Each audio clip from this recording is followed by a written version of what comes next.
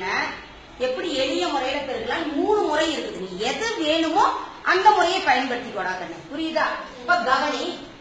இப்ப இந்த 5 நமக்கு தேவையில்லை. நேற்று ஒரு இலக்கனால எப்படி பெருக்கணும் சொல்லி கொடுத்த ஞாபகம் இருக்கு. அதே முறைதான். 3 2 என்ன 4 2 அடுத்தது எதால பெருக்கிக்கணும்? 5 3 5 15 எங்க போடணும்? இங்க போடணும். புரியுதா கண்ணு? அடுத்தது 4 5 20. இது எப்படி போடுறதுன்ற ஒரு குழப்பம் வரும். நல்லா கவனி. இந்த மூளை விட்ட மாதிரி வருது. எப்படி இந்த டயகனலுக்கு நேரா வரணும். வந்துருச்சுன்னா கரெக்டா வரும்.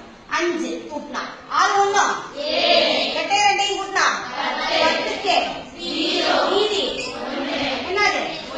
ரைட்டா? அதே மாதிரி இன்னொரு முறையிலையும் இருக்கணும். இப்ப கவனிட இதுல நல்லா கவனிடாக்கன்னு முதல் இங்க இருக்கக்கூடிய 1ஆம் ஸ்தானமும் 1ஆம் ஸ்தானமும் 3 5 15க்கு மீதி அடுத்தது 10ஆம் ஸ்தானமும் 10ஆம் ஸ்தானமும் 4 2 8 ரைட்டாடா? இப்ப நல்லா கவனி.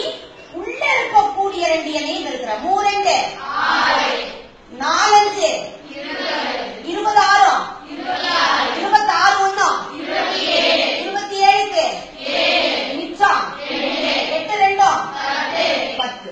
கரெக்டாடா கண்ணு? 2 விடையும் கரெக்டா இருக்கா? அதே மாதிரிதான் அடுத்தது இன்னொரு முறையிலேயே பெருக்கலாம். நீங்க 2 இலக்கம் வந்துருக்குதா? அப்ப இப்படி கட்டம் போட்டுக்கிறேன்னா இது ஒரு சின்ன ஒரு காரியம் செய்யும். இப்ப இந்த மூளை விட்ட ஒண்ணு லேசா வரைஞ்சு போடாங்க. இதுல என்ன பிடிக்க நீயே மூளை விட்ட ஒண்ணு. ஏன்னா நம்ம எப்பவுமே 2 2 இலக்க எண்களாக எழுதினாதான் கொஞ்சம் பரவாயில்ல. நல்லா கவனி.